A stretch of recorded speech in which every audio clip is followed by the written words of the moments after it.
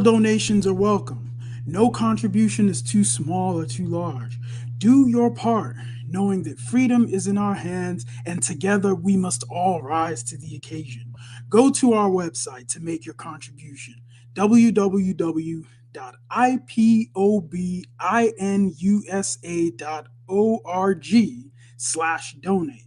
And remember that freedom is not free, but together we restore it. Farm by farm, forest by forest, house by house, and street by street.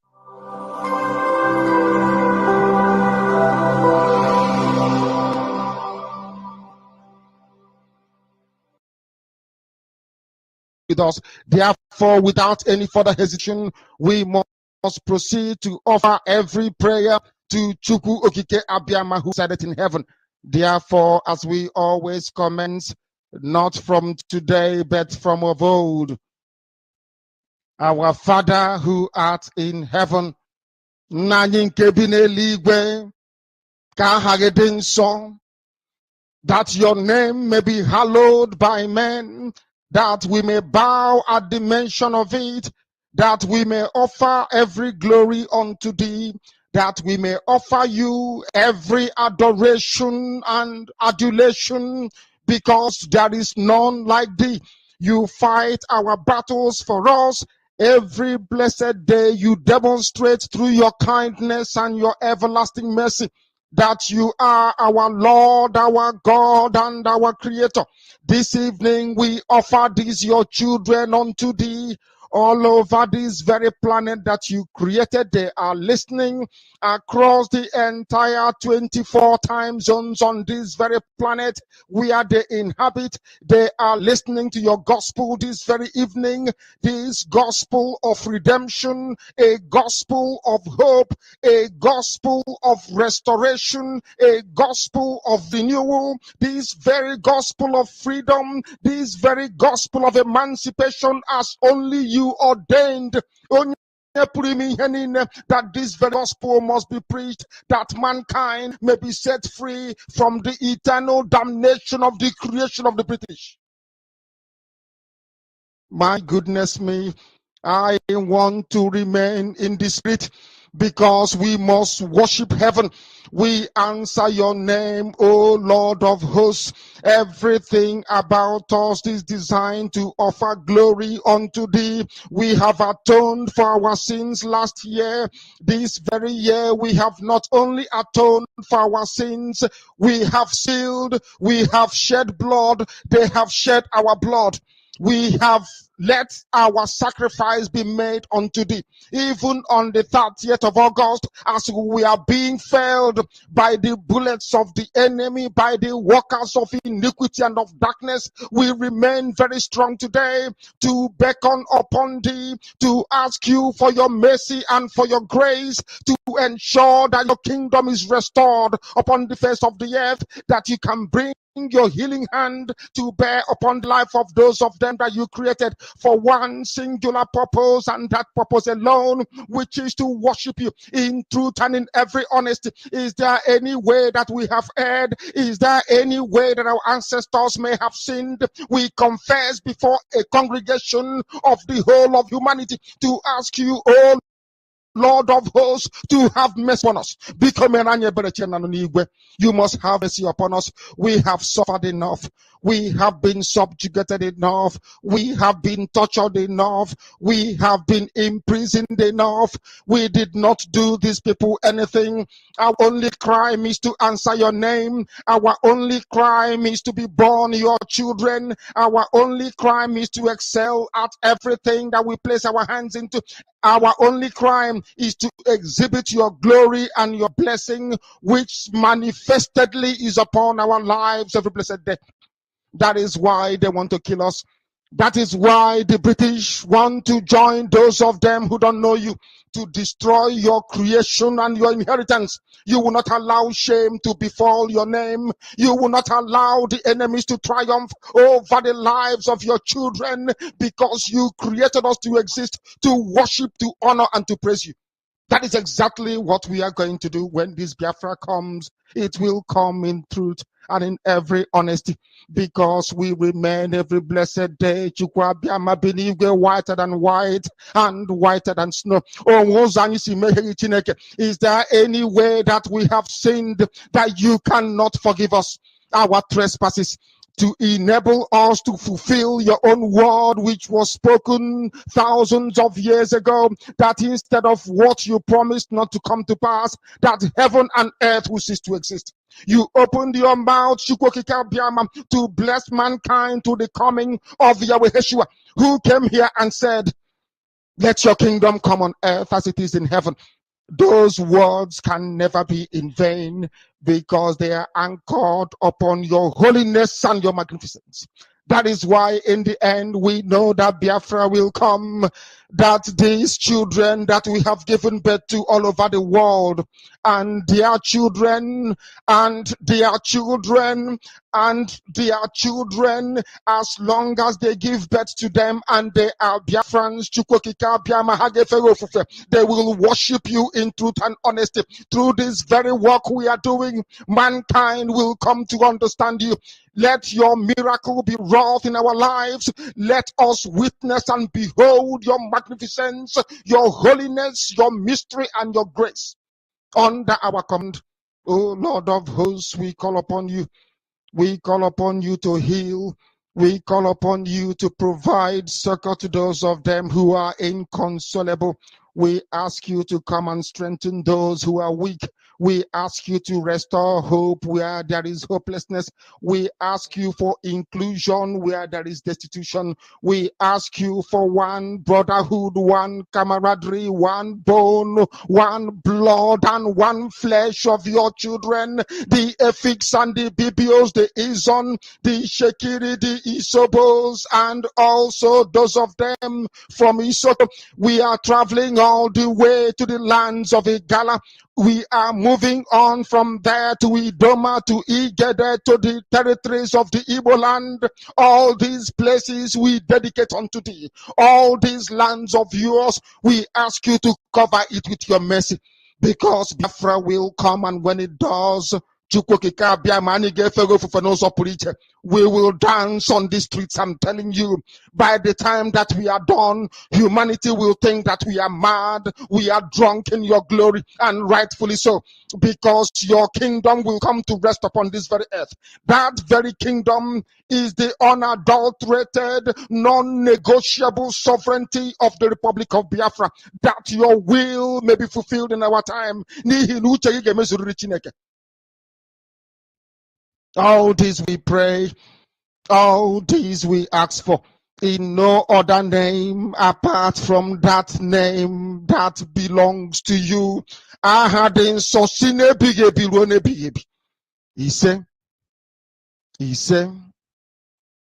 He said,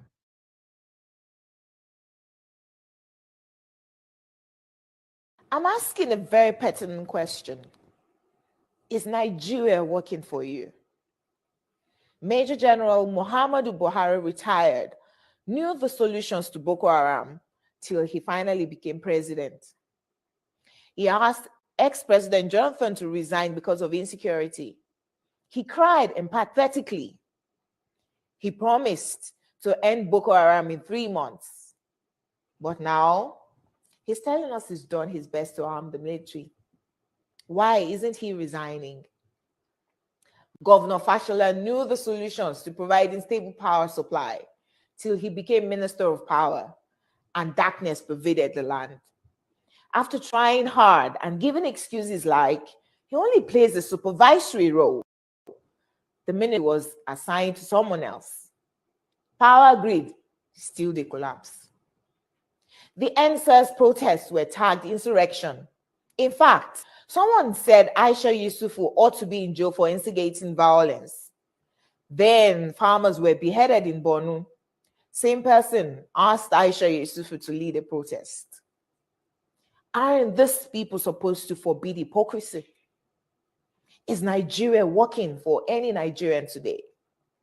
From leaders hoarding food for the poor, receiving kickbacks from government contracts, to farmers needing permission to go to their farms. Is Nigeria working for you? Why is Zamfara's gold for Zamfara and Niger Delta oil for Nigeria? Why is Hisbah destroying alcohol, but their state governments receive federal allocation from monies received via taxation, including tax on alcoholic beverages? Why are some federal roads abandoned to bandits and kidnappers? Who is in charge of Nigeria's security? The president is talking tough this time. Most times, he's as shocked by the rest of us by the absence of good governance under him. Regardless of his campaign promises and the manifesto of his political party, Nigeria has rolled back in terms of development, from Naira continually losing its value to our recently launched locomotive trains breaking down in the middle of nowhere. Nigeria has to be working for some people, though. The government can do no wrong. To this set of people, their money isn't being stolen, even if the money is being borrowed, leaving debts for their own children to pay in future. Even if the leaders don't use public institutions, from sending their children to Ivy League schools abroad to getting medical treatment abroad, some people who have nothing and we need to donate money for their medical bills if they have a serious ailment, continue to hail the obvious lack of good governance till Nigeria happens to them. Then they get a little pissed. May Nigeria never happen to you. Say amen. We deserve better than the political class who go home with millions monthly to represent people who can't even afford to feed themselves. I am Olajumoke Alaode James. Nigeria is not working for me. Is Nigeria working for you? Fellow Nigerian, in search of excellence for Africa, my mission remains to create awareness, advance practical solutions, and transform mindsets via case studies. Together, let's midwife deliverance for our race, country, and continent. Please share this video. I am Dr. Israel Noyerem Davidson. Thank you. In 2001, US-led forces overthrew a Taliban-led Afghan government following the 9/11 attacks led by the Al-Qaeda leader Osama bin Laden. For the next 20 years, the US and allies enforced democratic ideals, built up Afghan security forces, and provided operational air cover. The Taliban continued to attack. Now, eventually, under President Trump, the US promised to pull out if Taliban agreed to stop attacks and hosting terrorist groups. Today, the Taliban militants have declared Islamic Emirate of Afghanistan and overrun most of the country at lightning speed with little or no resistance from the 300,000 US trained and heavily equipped Afghan forces. US general could not believe an army could crumble at that rate. I did not, nor did anyone else, see a collapse of an army that size in 11 days. There'll be many postmortems on this topic, but right now is not that time. It is believed the Afghan soldiers, though diehards, had unquenchable allegiance to jihadist ideologies practiced by Taliban.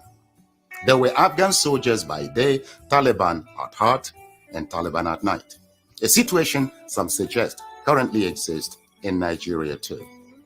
So Afghanistan was simply handed over to the mullahs to govern based on their shared jihadist ideological leaning. The south and middle belt of Nigeria should wake up with urgency. The Afghan situation is cooking fast in Nigeria today. Afghanistan is number 1 on global terrorist list. Nigeria is number 3. Second. But there is one thing I want all of us to understand this very evening. We are facing a very formidable array of enemies, both external and within. And we are going to overcome each and every one of these obstacles. That I can assure you. That they may know that the God we worship is an invisible God, not a God that was wrought by the hands of men. For we do not worship idol, and we can never ever worship idol. Is impossible. This very family, this IPOB, belongs to the Most High. And that is how it's going to be until Biafra comes and beyond to eternity. This evening, I want to place it on record that our enemies are intensifying their attack against us from every corner. I am not saying this as lamentation or complaint. I am only trying to prepare our people for what is to come. You are being prepared for what is to come. The time has come to separate the chaff from the wheat itself. Our march is very, very near. The enemies are trembling, they are quaking, they are doing all they can to try to stop us. But they have failed very woefully, and they will continue to fail. But I want to tell you that we are getting attacks from everywhere all over the world. And very soon, they will buy over some of you. They will buy some of you over. The spirit of Oba Biasika and Ifajuna are still in some of you. When the time comes, they will buy you over. I am not doing this program tonight to ask all of you to be strong. I am doing it to remind you, not that if they succeed in buying you over, you're not going to stop what we're doing. You can't. You cannot. Not in a trillion years. But I need you to appreciate one very simple fact. That at the end of this very race, everybody will testify that indeed Chukwuokike Abiama, the same God of Israel, of Abraham, Isaac, and Jacob, the same God of Ehiri in Aguleri, the same God of Umweri, the same God of Ora Eri, the same God of Owe Eri, the same God of Arochukwu. Not if you know what the true God, one true God. You will know that indeed, not only is he omnipotent, that same God is the owner of this very agitation. No human being can stop it. We have enemies, and we need to be very, very careful, both within and without. Very, very careful. The next 2 weeks will be very pivotal. Next 2 weeks will be very, very important in the life, or should I say, in this very mission that we have embarked upon. The devil will do everything. And you are going to watch spectacularly how we are going to destroy and shame the enemy. That at the end, every glory and adoration will belong to God and not to man. Now let us go and tell you what is happening that some of you do not understand. I want those of you who are hardcore, those who were chosen before you were born. There were some people who were chosen before they were born to agitate for Biafra restoration. This is a message for you. Those who, from their mother's womb, they were born to do this very work. You must be very, very strong. Because Biafra will open the eyes of black people all over the world. Because Biafra will mean that blacks from America, blacks from the Caribbean, from Southern America, they will all flood into Africa. It will be like the time that Yeshua was born. Biafra is like a light, a beacon. They will follow it. They will say, let us go and see what is happening there. That is what these no-colonialists do not want. They don't want Biafra to come. I am telling our people so they understand. The mountains, I didn't say one mountain, the mountains in front of us that we need to overcome. And for us to overcome it, we need to be very strong mentally, mental strength. Just like when you're doing anything in life, and it appears as if you are being buffeted from everywhere. That is the time that you no longer rely on willpower or your muscles. You go to your brain to endure and to persevere and to keep going until you overcome. That is the stage we are in right now. To make sure that our brain is in gear to confront everything the Janjaweed has to throw at us. We don't have money. Their budget is over $20 billion to fight us. They can bribe Facebook. They can buy them off. They can do anything they like. They can come to some of you and bribe you off. They can promise you what you've never had before. They can give you maybe a house in Dubai. They can promise you a vehicle. They can tell you, oh, we'll make you vice president. They can promise you anything to make sure that you're like them. But this very IPOB, this very hardcore is not going to move.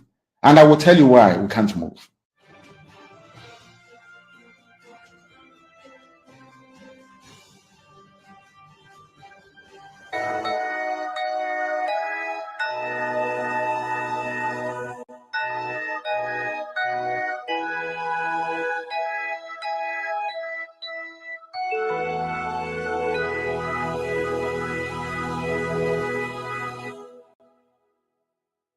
Land of the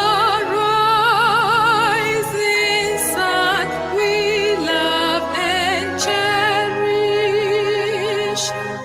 Beloved homeland of our brave heroes, we must defend our lives, or we shall perish.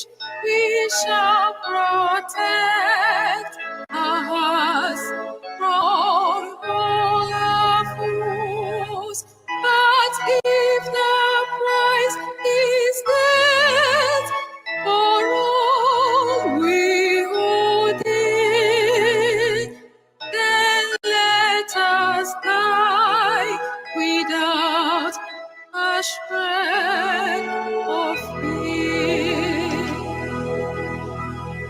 Hail to Biafra, consecrated nation.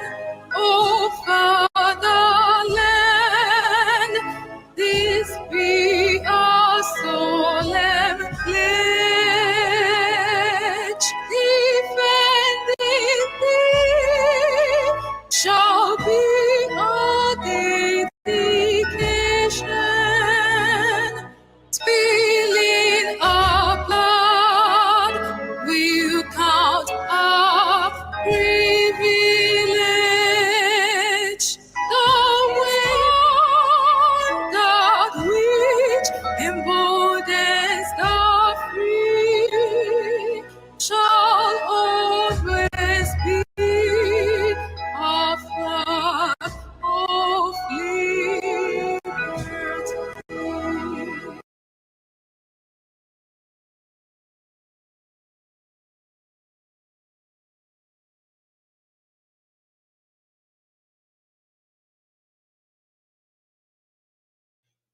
Good evening, good morning, good afternoon.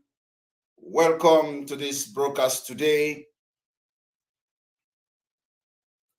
The State of the Nation address, and you are listening and watching through the Voice of Biafra 97.5 FM. You are watching and listening through the Voice of Biafra all over Biafra land. You are watching through channel 1 of Enter Biafra, the Enter Biafra live streaming app, and on all Enter Biafra platform. My fellow Biafrans, today is yet another historic day as we pursue our future, as we pursue to safeguard the future of our children, as we continue to fight for a just cause, as we continue to make history. I want to thank the people of Biafra today for sitting at home, for total compliance, for the remembrance of the fallen heroes and hearings of the Biafra people. This day again, Many years ago, our people paid the ultimate price for us to be what we are today. We were almost annihilated by the world powers. Biafra people stood their ground and fight until it was declared no victor, no vanquish.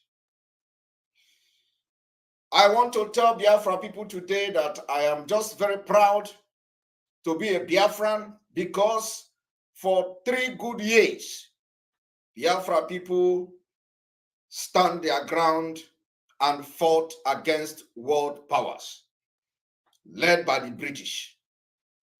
We fought with our locally made weapons. We manufactured bombs to make sure that we die standing on our feet, instead of those dying today in Nigeria kneeling down. This is the State of the Nation broadcast that I have come today to address Biafra people. In the absence of our leader, Mazi Nnamdi Kanu, who was kidnapped by the same evil, the same terrorist and corrupt Nigeria government. I want to remind you all, those who do not understand what Nigeria has done to your future, the more the beneficiaries of this colonial fraud called Nigeria make believe that all is well with Nigeria, the more they attract doom, odium to themselves and Nigeria as an entity. I want you to take a look at the just concluded the PDP primary election. The participants are all lamenting, especially those from the southern Nigeria. They are all lamenting. Today, I come across the word from former Senate President in the name of Anyim Pius Anyim. Anyim Pius Anyim was quoted out of disappointment to have said, "I am shocked that considering for voting PDP presidential candidate was not based on burning national issues and how to solve them, but still on the old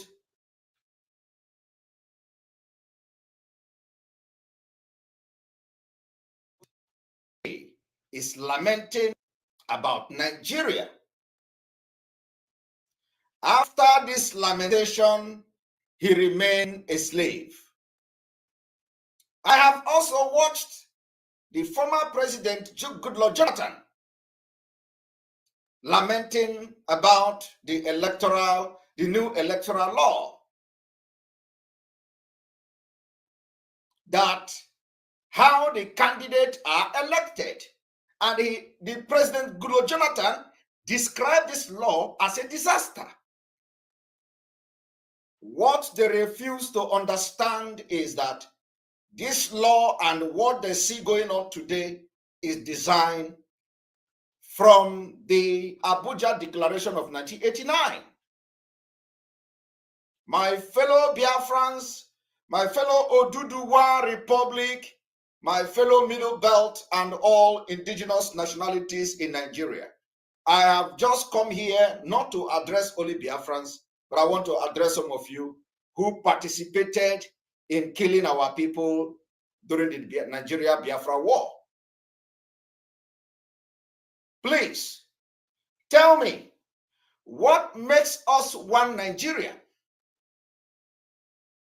If not for the colonial interest that the slave masters amalgamated Nigeria, they invented and amalgamated us, the Oduduwa, the Biafra, and the Arewa Muslim, and they forcefully joined us together and called us Nigeria. Apart from this, what similarity do we have? Do we have anything in common? The answer is no. Our culture are irreconcilable. Our religions and the mode of worship are poles apart. Our mentalities are so different, and even our languages are absolutely strange to each other. So why are you proud to be part of a country like that? Let me remind you that in 1947, Chief Obafemi Awolowo said, Nigeria is not a nation.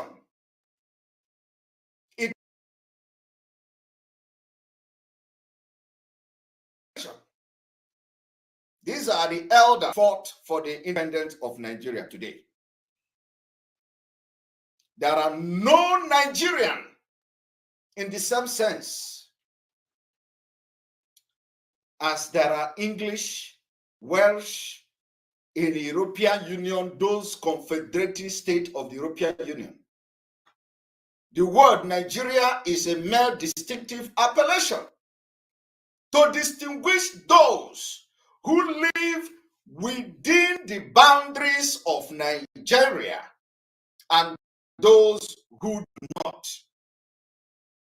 Today, a lot of you are ignorantly fighting for Nigeria. And if you are asked, what is Nigeria? You can't even define or explain what Nigeria is. I want to remind you that till date, nobody has got that audacity in Nigeria to say contrary to what Obafemi Awolowo have said. In 1948, Malam Abubakar Tafawa Balewa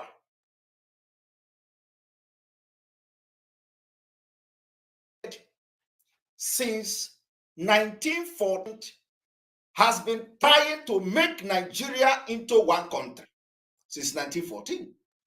But the Nigeria people themselves are historically different in their background, in their religious belief, in customs, themselves, any sign of to unite. This was coming from Malam Abubakar Tafawa Balewa in 1948.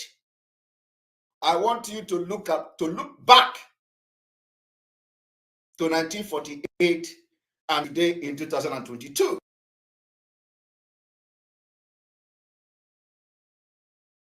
To disintegrate Nigeria. And on daily basis, this situation gets worse. We are compelled to rise up to fight for our right.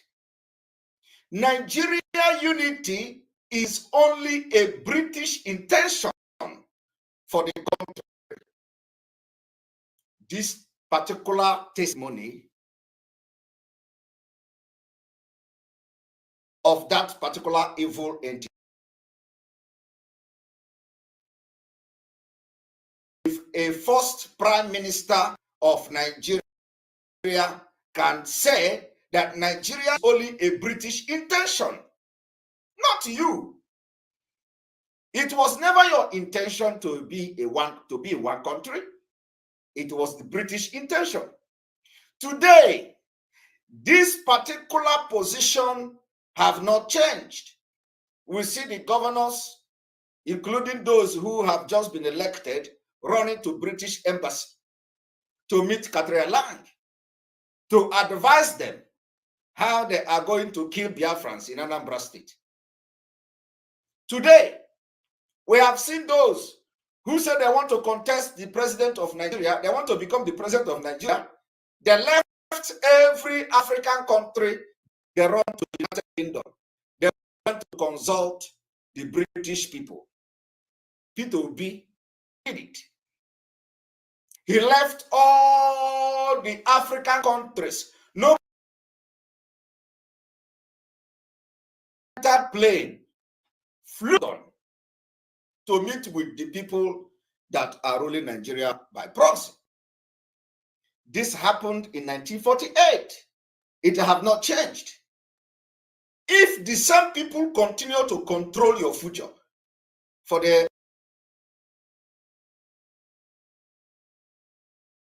are going to have a better Nigeria. Everything you have done so far is to shed blood of innocent Biafrans to keep Nigeria one. And this generation will end it. Today we remember the fallen heroes. Millions of Biafrans were slaughtered and killed by Nigeria government through starvation, not by bomb. Starvation is systematic, or the weapon that is being used for genocide. The same people go to British today, to the United Kingdom.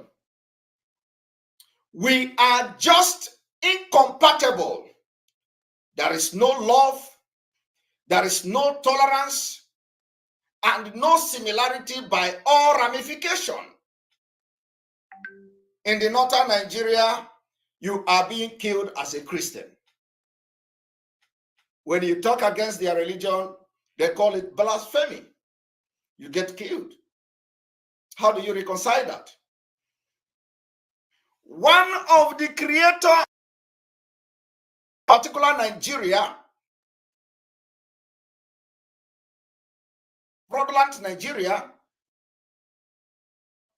Sir Peter Smithers, who was a cabinet minister during the colonial regime, admitted the wickedness of the British colonists when he said in 1998, the creation of Nigeria involved forcing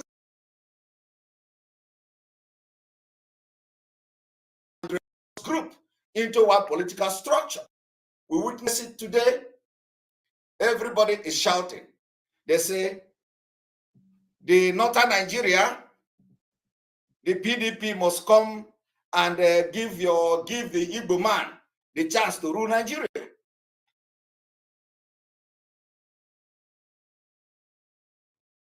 In retrospect of over 100 years, it is now very clear that this was a grave mistake which has cost many lives and will probably continue to do so. The quest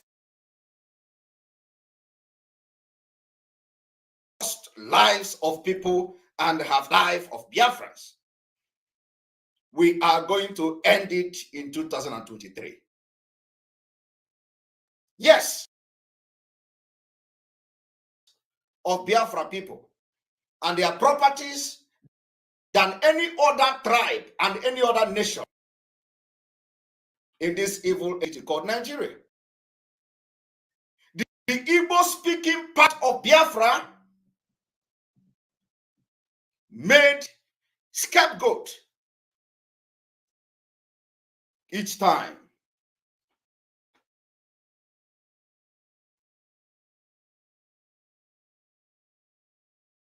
At any crisis in the north,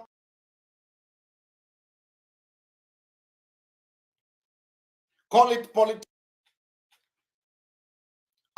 and we are going to refresh because we are getting a lot of calls that we should refresh. So we are refreshing.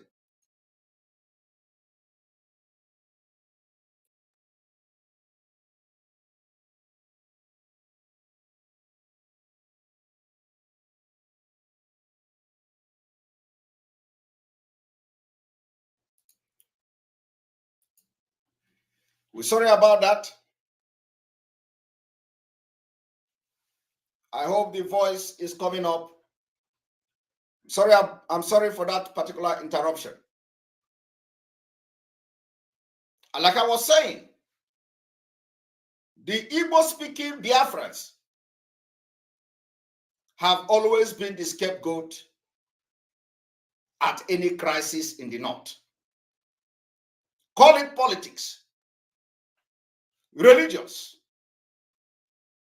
They have always been provocatively at the center of massacre.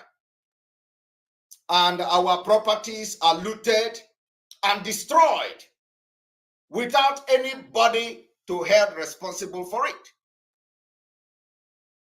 In Kano, just a few weeks ago, we witnessed yet another looting, destruction, and burning of Biafrans' businesses and properties in the North.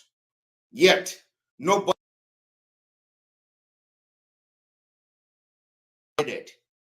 As we have always the biggest prize of one Nigeria.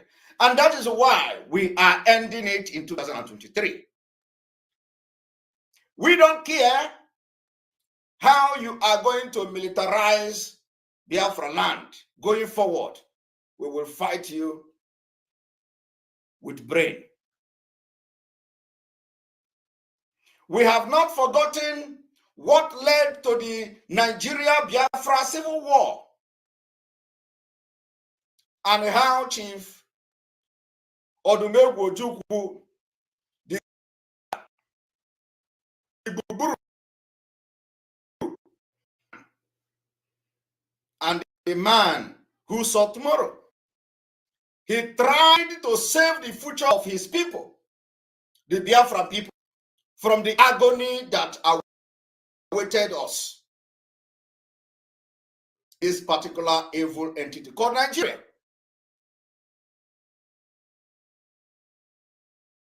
The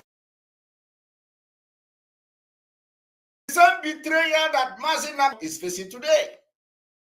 The same betrayal every other Genu Biafra is facing today.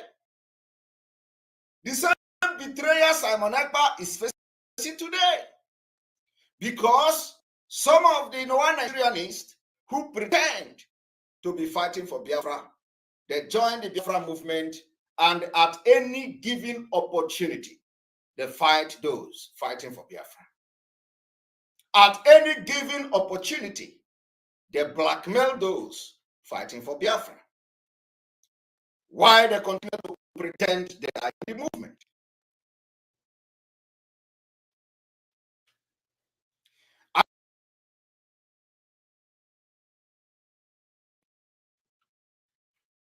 Even Mazi Nnamdi Kanu has come out and crowded the same particular issue, the same vision, bringing us to today, Nigeria. Today, he is being detained, incarcerated in DSS dungeon for fighting for freedom, for fighting so that our children can go to school, for fighting so that our women can go to hospital and give birth, for fighting so that there will be good road, for fighting so that there will be education, for fighting so that there will be social amenity, for fighting so that there will be security.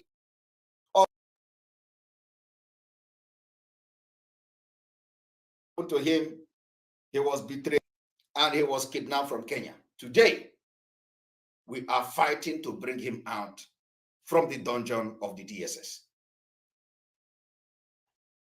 Let me also remind you that we have also equally not forgotten how the Biafra women died in pains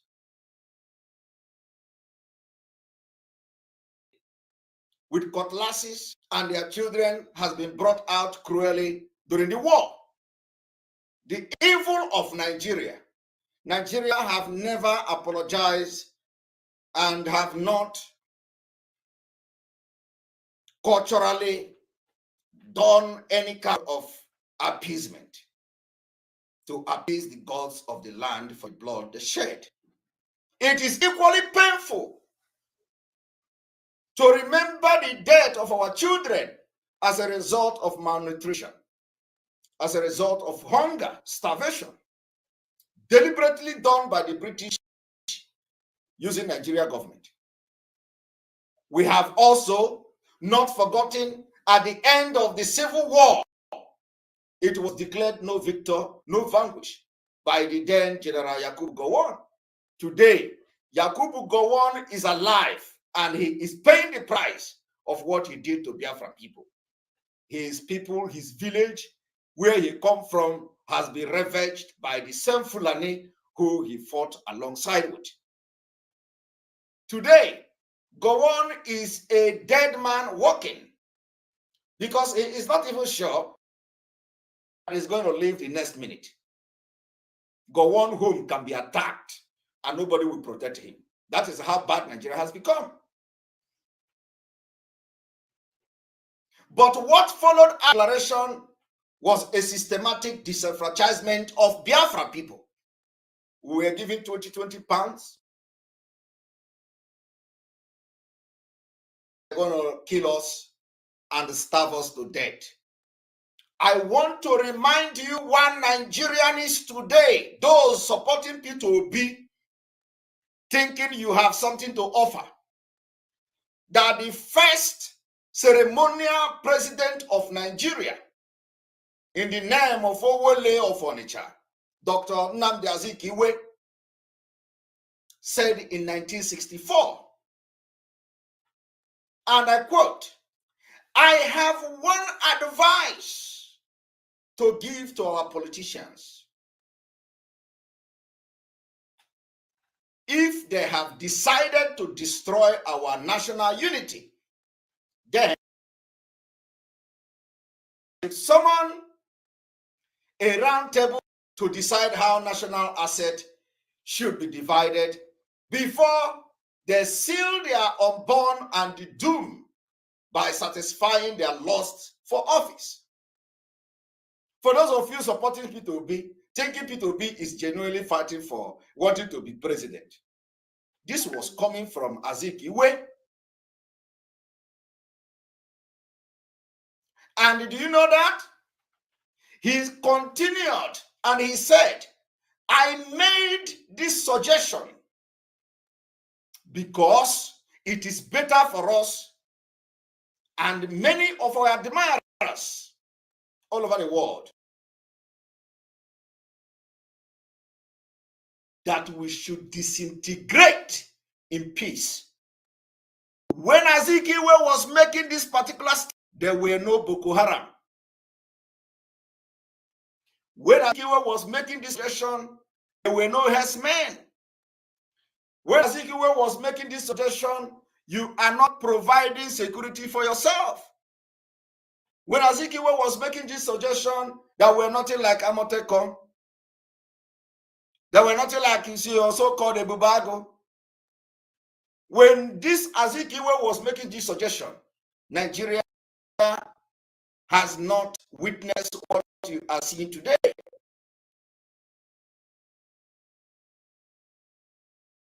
If we cannot be in peace, today you are blindly supporting P2B. P2B who cannot win a ward in Kano. He continued that should the politician fail to hit to this one, then he will venture the prediction that the experience of the Democratic Republic of Congo will be a child play if ever it comes to our turn to play such a tragic role.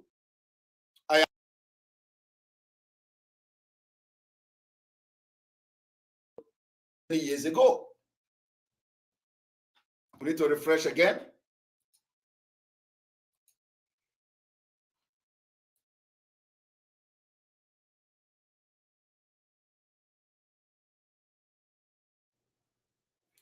Sorry about the network attack we are getting.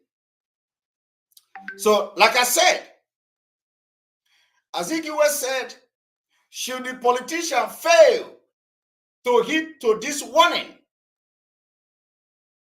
then that he will venture the prediction that the experience of the Democratic Republic of Congo will be a child play if it comes to our turn to play such a tragic role. Today, we are already in that tragic role, because when he made this comment, there were no Fulani herdsmen, there were no Boko Haram, there were no ISWAP, there were no bandit, there were no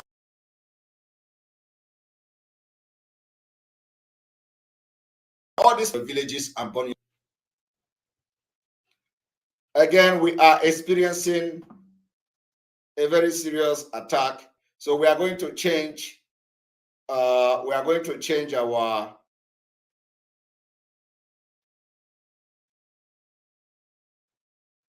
one moment.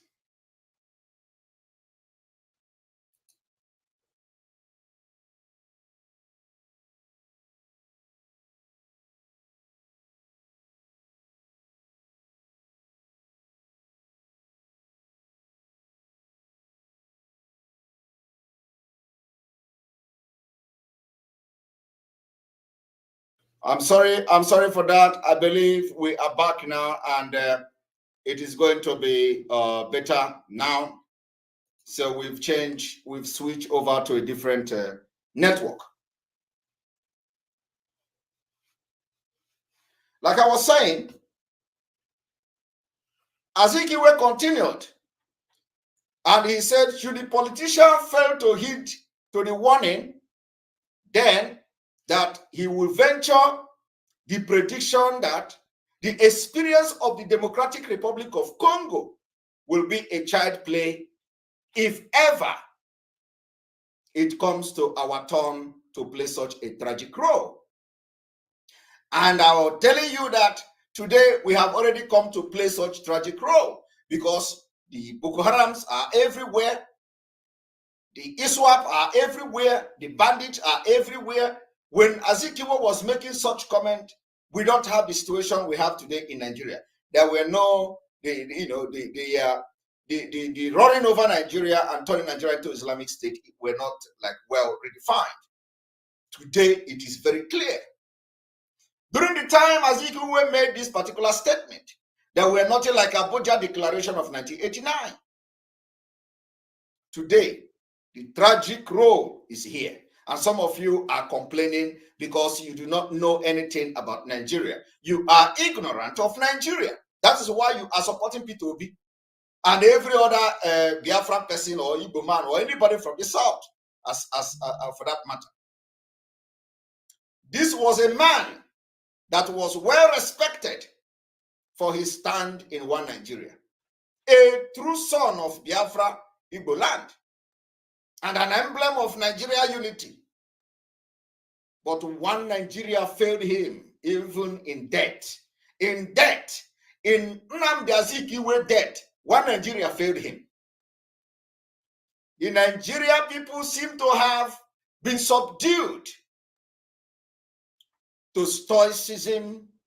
Otherwise, the injustice in Nigeria is very stinky, that no free mind can stomach that. Today, some of you are behaving as people that are being remotely controlled. We will deliver you in 2023. We are going to deliver you. I want you to go to Ogoniland in Rivers State.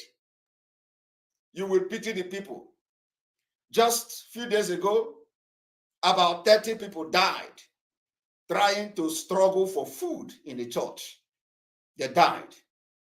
They were struggling to get food. No good school, no federal government present in Rivers, no good water to drink, no hospital, no job, no future, yet Ogoni people are very rich in oil. You saw the video making round on social media where the man they call Governor Wike was going to Abuja with a campaign buses. The buses were lined up, Mercedes buses were lined up. Those buses are very expensive. But in his own state, in River State, in Port Harcourt, in Iguacha, 30 people died struggling to get food of less than $1. Yet, you are shamelessly fighting for one Nigeria. I am telling you, in 2023, you are going to be delivered. Look at the history of Kensaro Wiwa alongside 9 other Ogoni indigene. They were unjustly roped in a kangaroo court and cruelly hanged by the then federal government of Nigeria for crying out against injustice to their people. The same thing they have done to everybody that ever dared to speak up. Nigeria have not stopped killing, especially those who dare to speak. Okadigbo paid the price. Nigeria disappointed him even at death. Today, who remembers Okadigbo again? He's gone. The legacy is only when people like us mention his name. Nigeria have disappointed him even at death. The situation is not different in other parts of Niger Delta. Most people from River and Bayelsa State, those who are living by fishing and all that, the pollution have made it very difficult for them to feed. They no longer fish in those areas. Yet, the Fulani Caliphate abandoned them. When they give them peanut, everybody will be jumping around. If you go to those places, they are the most uneducated people in Nigeria. Yet, we have been shouting and asking them to rise up and join us. At every given opportunity, they want resource control. Yet, those who are privileged to control the resources, they are spending the money running and sponsoring political campaign. Amechi did it. Wike is doing it. At every given opportunity to control these resources, they squandered it on Fulanis. Fulani controlled political party.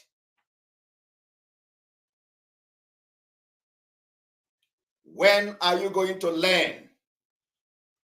Today, as we remember the fallen heroes of Biafra, they died and they will continue to be respected. Those who die for Nigeria, who remembers them today? Nobody remembers them. Nobody knows who died for Biafra in Nigeria, except those that their family are still, looting the Nigeria government. Some Igbo state, especially the Igbo-speaking state part of Biafra, the oil-producing part of Biafra, Igbo-speaking part of Biafra, in Nigeria, they were all excluded in the federal government oil, whatever, NDDC, until they had to fight for their own inclusion. This is happening every day, my people. Yet, you are fighting and thinking P2P is going to win election. The most absurd thing ever. The most absurd thing.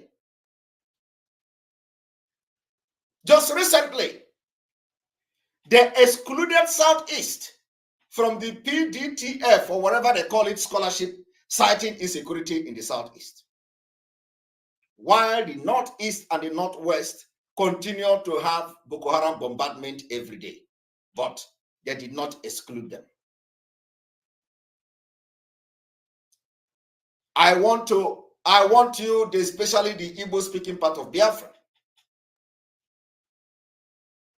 that today, in this evil entity called Nigeria, you have the worst road. The worst road. Who contributed to it? P2B. Peter Obi has been a governor of Anambra State. After being a governor, he always coming to tell you how he is very good in economy, how he is good in that, how he is going to build Biafra, how he will build Igbo, and you believe all this bullshit. A man that could not even unite Anambra people. A man that Ojukwu single-handedly give the mantle to reunite the entire Southeast. He failed, jumping from political party to another just for the ambition. Peter Obi influence of 100 billion capital investment could not fix road in Anambra State. Could not fix road. Enugu Onitsha Express Road. If we say he has fixed the road in Anambra, he should influence fixing other road in the Southeast. These are political failures. Today, some of you are running around Peter Obi because he's an Igbo man. Yet, you are shouting one Nigeria. If you believe in one Nigeria, why are you campaigning for Peter Obi? One Nigeria should be everywhere. Campaign for people in the north. That is what makes you a very good one Nigeria. And why must you say that they must give you power? We know that they can never give you power. We know that becoming an Igbo president cannot change anything in Nigeria. Look at Jonathan. Jonathan has been the president. Was Jonathan able to build road in his community? The answer is no. But go to the north. Go to the north. They create more local government to themselves and legalize them without anybody raising eyebrow. They manipulated even the national census by counting cows, fowls, and their brothers and sisters from Niger Republic as Nigerians, just to maintain the population and the political suppression. Yet, you claim you are educated from the South. Look at how these people have restructured Nigeria. You go to National Assembly every day, you talk on national television, you want restructure, you want restructure. Why the caliphate have restructured Nigeria? And they continue to restructure it on a daily basis. The 12 states of the northern Nigeria are under Sharia law. They are killing Christians for blasphemy. And everyone is scared of them. As a result of this dishonesty from Census Board, they are more in number in the National Assembly and House of Representatives, respectively. Because of this power and abnormalities, they have Sharia law in the 12th state of northern Nigeria. Tell me, how can you pass a successful bill if that bill is meant to correct the injustice which they see as normal and birthright? You are fighting for one Nigeria because you are ignorant of Nigeria. They hide under shadow of religion to cause us pains, and because they derive joy from our sorrow, that is why they always kill us at every little provocation. In the glaring, cruel injustice, this misguided chorus of one Nigeria cannot stand. Therefore, in 2023, the general election will not be allowed in Biafra land until referendum is conducted. Boko Haram are being recruited into Nigeria military, contradicting their treatment against IPOB, the indigenous people of Biafra, contradicting against their treatment against Masop and the other Biafra agitators. We have remained non-violent group. We have remained peaceful, and it will continue to be peaceful because we have come to adopt a peaceful civil disobedient called sit at home. One of the strategic and exercise we are going to use to dismantle Nigeria. Our members are brutalized, killed, and imprisoned. The example of it is Mazi Nnamdi Kanu. They spent millions to kidnap him for just exercising his right, civil right, through peaceful demonstration and broadcast. And there is nothing wrong with such callousness by the Fulani Caliphate. They went ahead, collaborated with those idiots in our land who call themselves the elite, people like P2B and co. They collaborated with Umahi and all of them to proscribe IPOB. While Fulanis and terrorists are moving with AK-47, they proscribe IPOB. You continue to be slave. None of you spoke out. Actually, you participated in proscribing IPOB. Today, you see the people that you were working with, they have invaded Biafra land and you are running up and down, looking for our people to kill, thinking that it is IPOB. When you were romancing with this Fulani Caliphate, planning to proscribe IPOB, you did not know what you are bringing upon yourself. Today, they know you are not in good terms with them, and they know that the youth are not supporting you, and they have brought war to you. You can't defend yourself. You can't even condemn the killing in the Southeast. All you do is run from pillar to pole. They jail our people without court sentence. They keep them in prison without investigation. They arrest them without arrest warrant. This jailing and killing of armless and defenseless IPOB members and Mossab and other Biafra agitators is an annual event. It will no longer be tolerated. The harassment and arrest of our members will continue as they continue to do it at will by the so-called the federal government of Nigeria.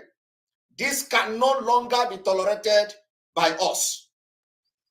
Therefore, we, the unrecognized voices of the IPOB autopilot, as they call us, all over the world, demand with immediate effect the unconditional release of Mazi Nnamdi Kanu, the leader of the indigenous people of Biafra, IPOB, and every other IPOB members that is being incarcerated anywhere in Nigeria, and every other Biafra agitators, be it Mossab member, be it BGN, be it whichever group you belong to, anybody that is being incarcerated anywhere in Nigeria, we hereby demand the immediate release of such person.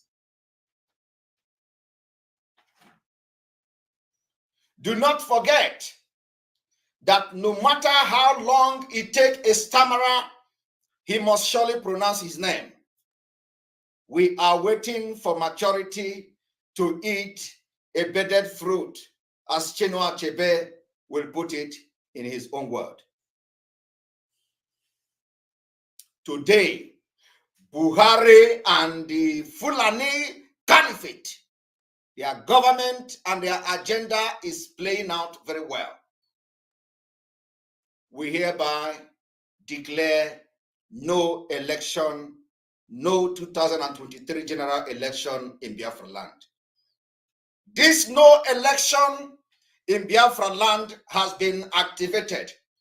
We are going to make it a task that must be done by every Biafran. All measures will be put in place to make sure the adequate civil disobedience is implemented to stop the election in Biafra land for the very first time in the history. My Biafra people, together we will liberate our people from the shackle of bondage of Fulani slave chain. In 2023, we will make history. We are going to stand shoulder to shoulder. We are going to stand shoulder by shoulder. We are going to stand with each other, irrespective of the blackmail. We will stand against this election. And believe me, it will be the beginning of the end.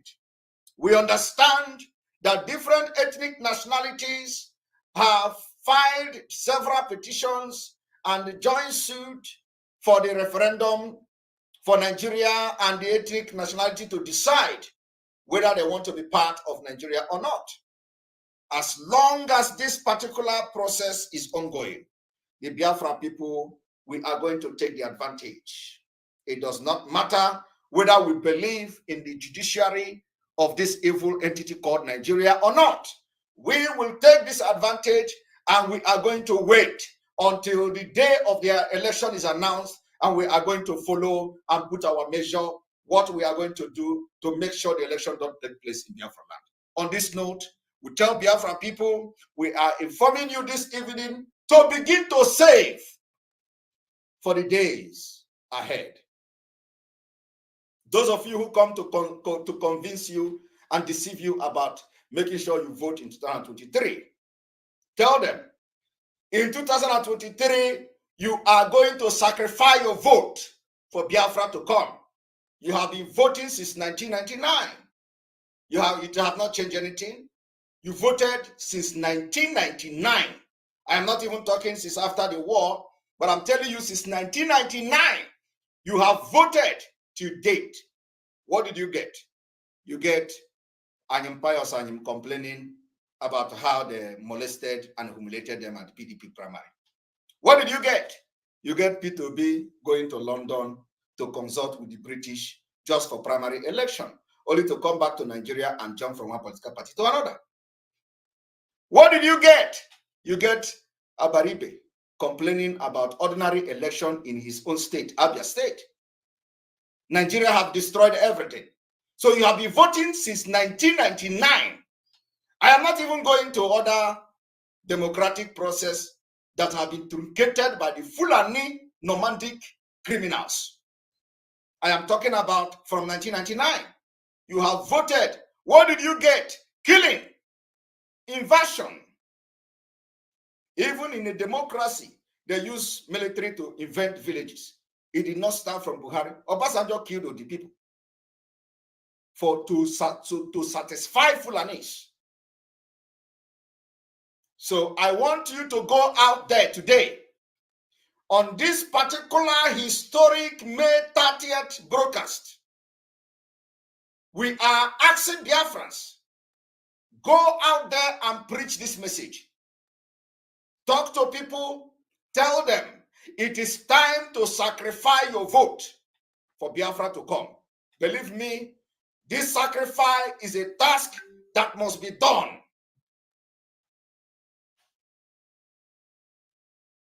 On this note, I thank you all for being part of this broadcast. Biafra people, we are going to make history. When our forefathers were butchered and killed by this evil government, they thought that it is over. When Mazi Nnamdi Kanu was captured in Kenya, they thought it was over. Today, we are going to tell them we will follow them very ruthlessly until Biafra is achieved.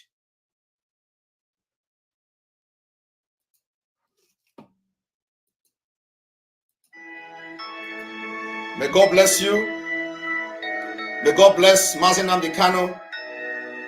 May God bless the entire Biafra. May God bless Oduduwa. And may God bless all of you for supporting this movement.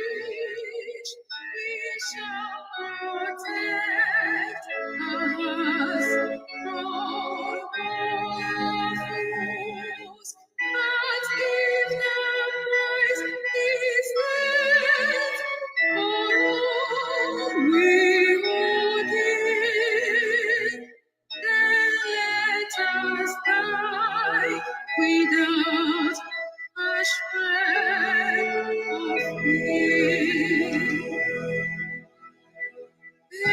To be a consecrated nation, O Fatherland, this be our solemn pledge. Defending thee shall be our dedication. Spirit of love will count our privilege.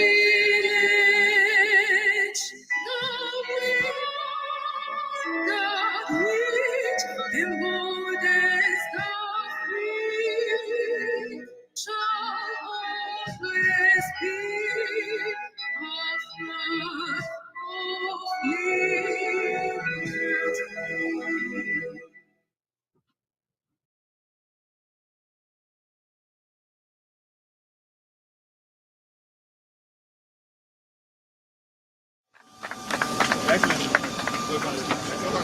You're welcome, sir.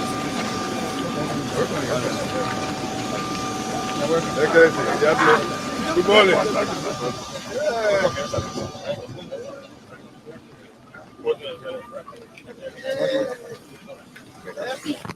Watch. Open it.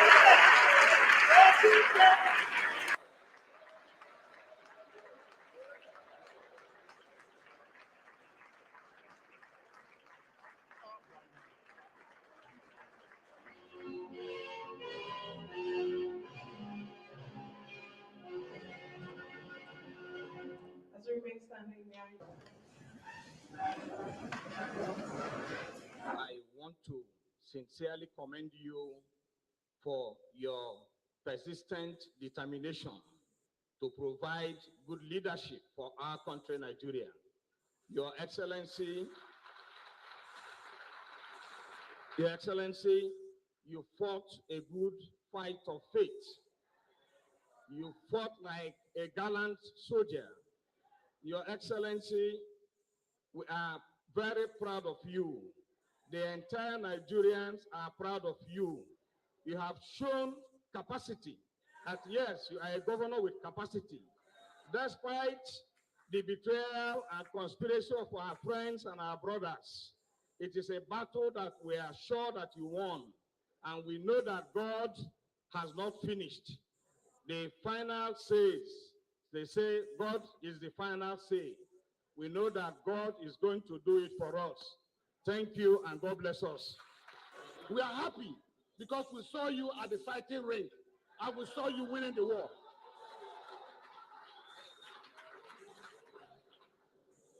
Niger Delta is happy because you spoke for them. Today, our shoulders are high. We can go anywhere and speak about Rivers people. It's true. We saw a man called conspiracy. We saw a man called betrayal.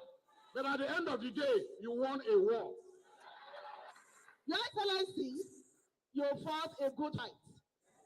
And you did not lose. River State won. A fight that you stood alone.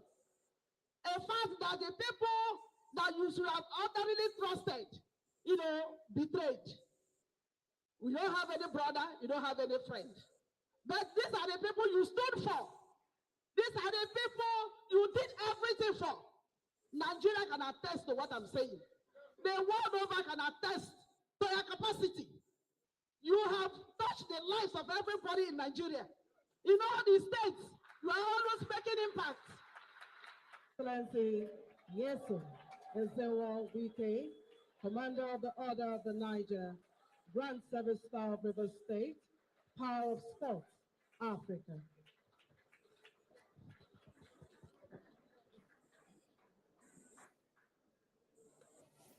Please be seated. As far as I'm concerned, there is nothing we should worry about.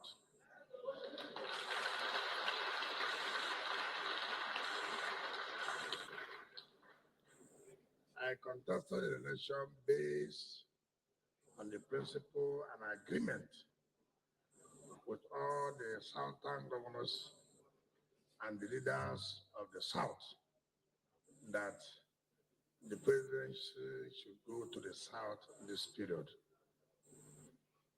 We have done our own part.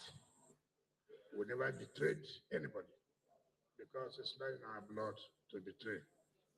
But it's a shame to those people, some of the governors from the South, that they are the people they use to sabotage our interest. But however, we have shown them that we're not like them. We're not like them.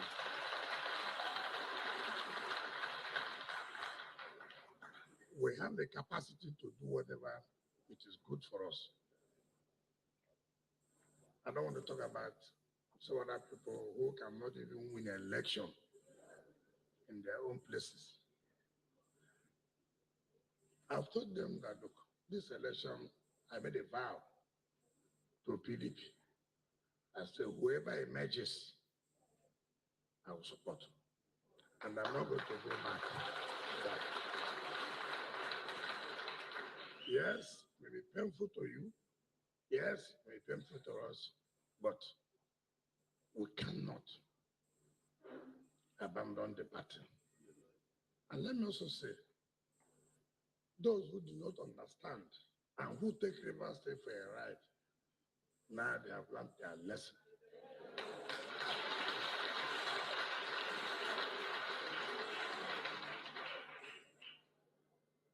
He did us.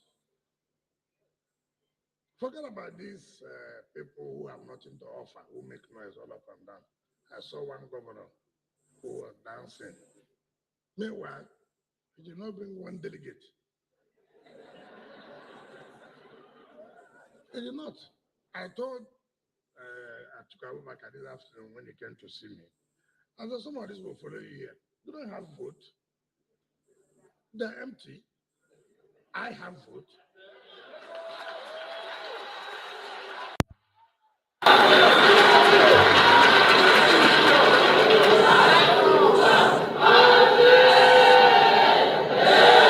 So I have something to offer. Do they have anything to offer to you? In 2019, I was the only governor from the South who never negotiated with the present government. They came and said, no, I'm not going to be party to that. And that's why APC never had 25% in this state. But all the other states in the South, they got, the president got 35% and 40%. I said I was not going to sit down with them to negotiate.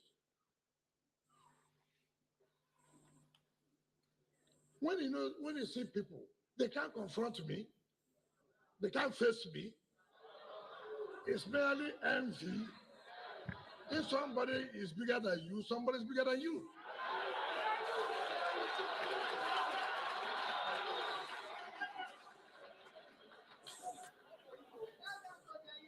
I told them, look, it's not to go back. If they give you vice president, you need my support. So you will come to me. But PDP knows. 3 states determine elections in Nigeria: Lagos, Kano, and Rivers.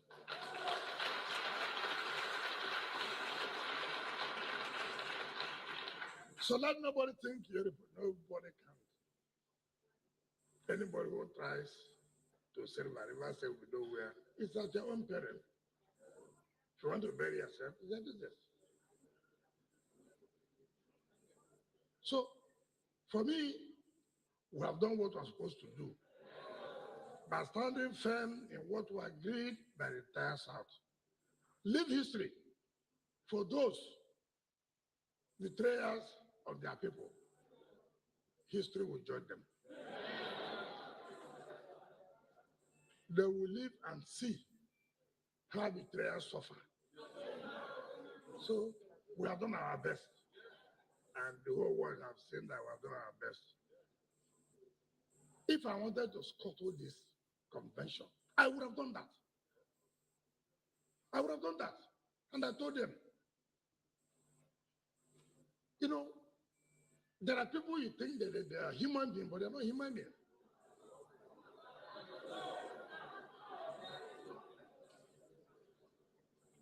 As far as I'm concerned, the conspiracy, I've told everybody, go and bring your own vote.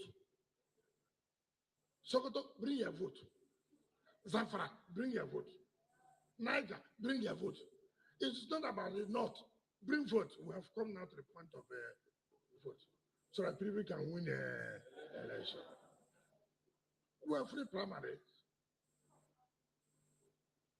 I've never seen how people can violate procedures, guidelines.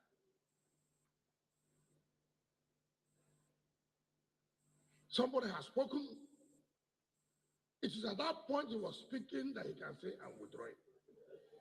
You don't call him back.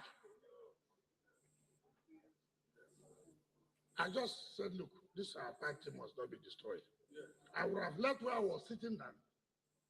I said, no, this convention can go on, except you allow me to talk. And I would have flattened that, because it says the human being. I would have flattened it. When you see people, a sitting governor won an election with 300 votes, is this not which vote will you get? So it is God's will. Let us not bother ourselves so much.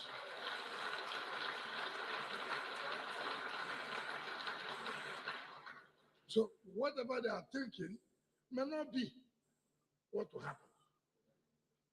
So I just want to thank you for the support. Thank you for your commitment. Thank you for everything. You have shown the world that Rivers is one.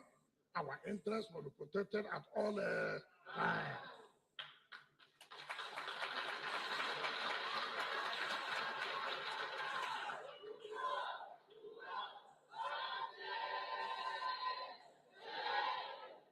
So some people make you go and collect form. Go and collect form and run for president. And let me see how many votes you will get. Go and collect form. It's not to talk. Go and collect form. The winner also saw, look, you know, they underrate us. But now they will not underrate us again.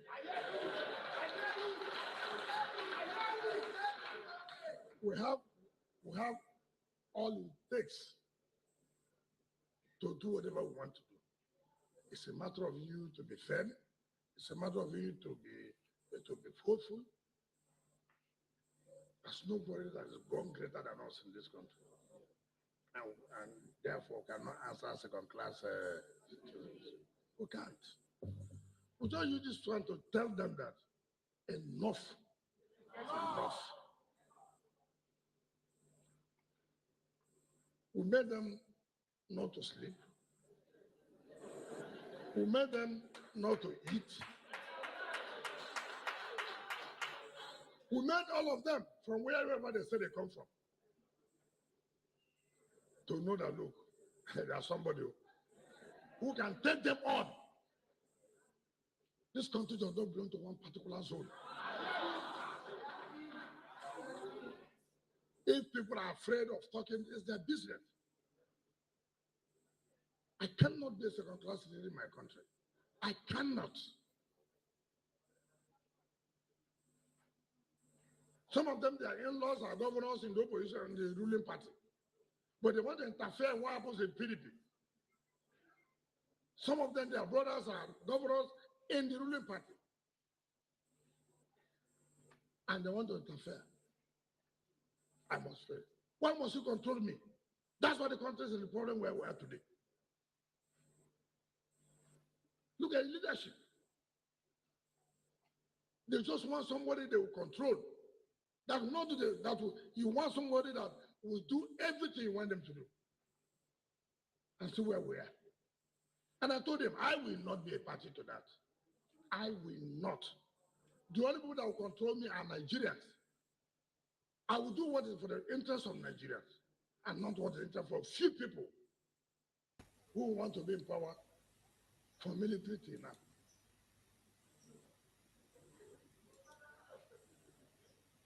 So, anybody who from River State, move about anywhere and be proud of yourself.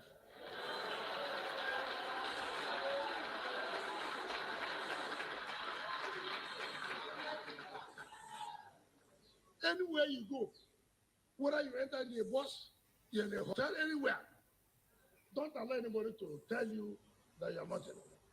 The Rivers people are something.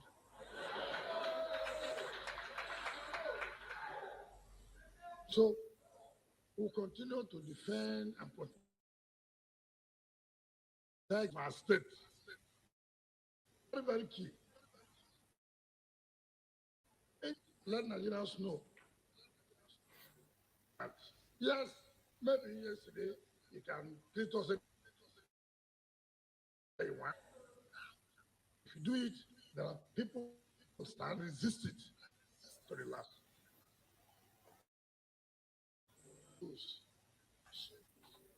Who will sell our own? Shame to a meeting, agree on something that your people will not take the control.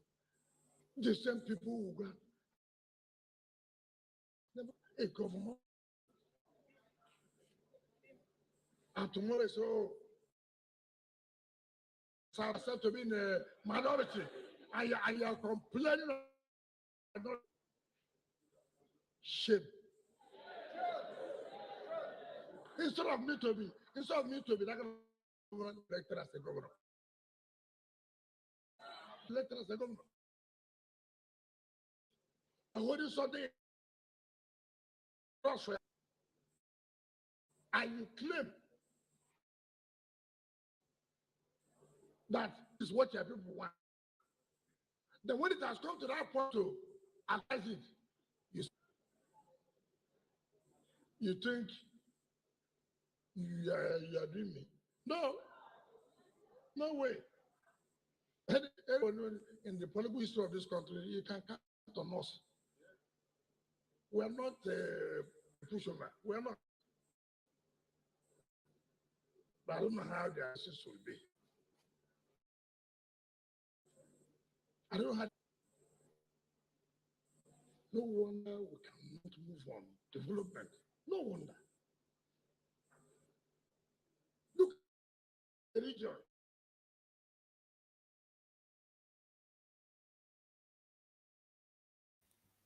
Somebody's asking if this is a life.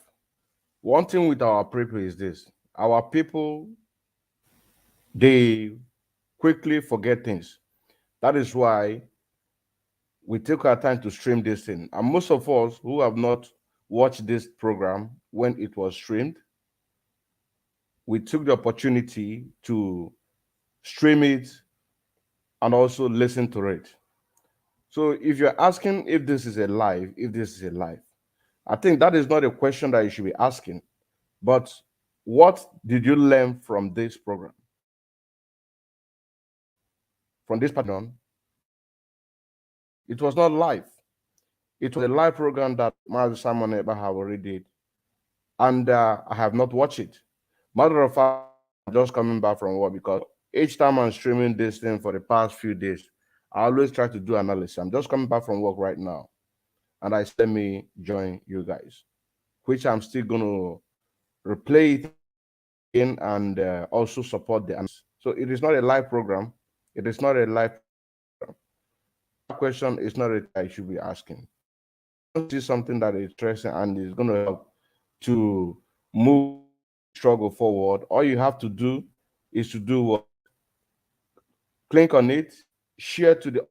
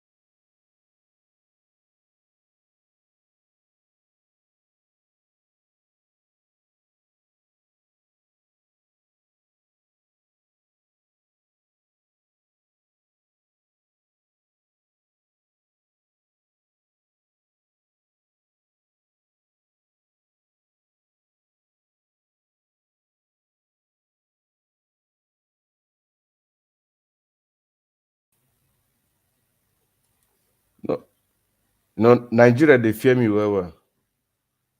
Nigeria, they fear me well. Let us continue. I was addressing our people. The person who is asking a question. But let me refresh. So their question we should be asking. Once you see a program, even if you have watched it, then all you have to do is to share it so that other people can be able to do what? To watch it again. Or the ones who have not watched it can be able to watch it. So it is not a live program, but I'm still going to do this program again to do the analysis. Like I said, I'm just coming back from work right now, and I decided to join you guys immediately. So let's continue. Day one. Then you, your own region, cannot gang up. You became tools to be used against the interests of your people. And you think you have won. You have lost. You will continue to be perpetual slaves. So, Rivers people, you don't need to bother yourself. PDP needs us. If they say they don't need us, just wait. Let's wait. All these ones who cannot stand up for anything. So let me once more thank you. I know how pain it is to you, but God's time is the best. So we should take it easy, support the party, work for our party to win in the state, and for our party to win at the federal level. Thank you, and God bless you.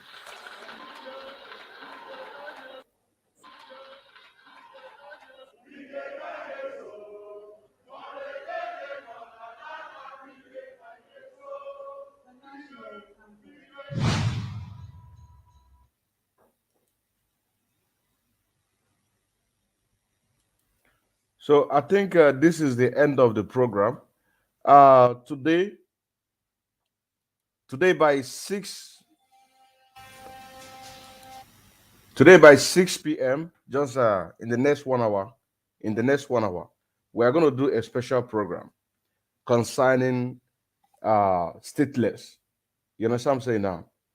There was a program that I did yesterday, and I pull out an information that had to move this struggle forward. The people who have a Nigerian passport, and most of those people who have this Nigerian passport, they are not IPOB family members. And we brought this idea, which, like I said, a family from Bremen, that was his own idea. He's going to be here today. You understand what I'm saying now? And also, there is a lady who is interested on declaring herself a stateless to have a United Nations passport. You understand what I'm saying now? Automatically, she's going to be a Biafra. So she wants to denounce Nigeria.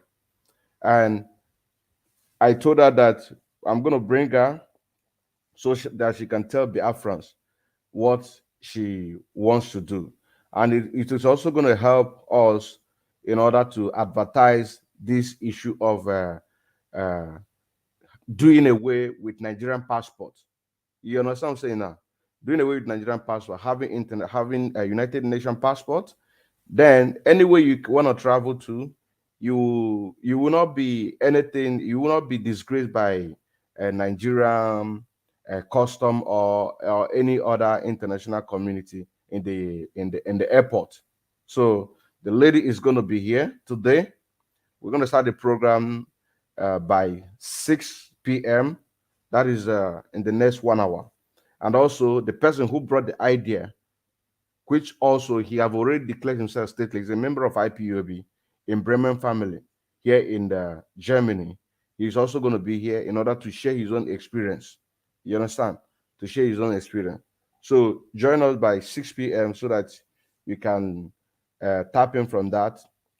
Since the leadership don't want to implement that because they are afraid of there's going to be transparency and accountability.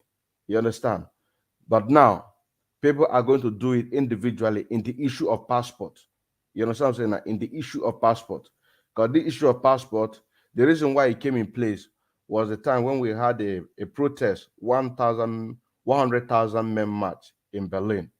So this brother, who is a family in Bremen, saw the multitude of people that came to Berlin, but they are not much, just 1% out of 60% population of Biafrans here in Germany.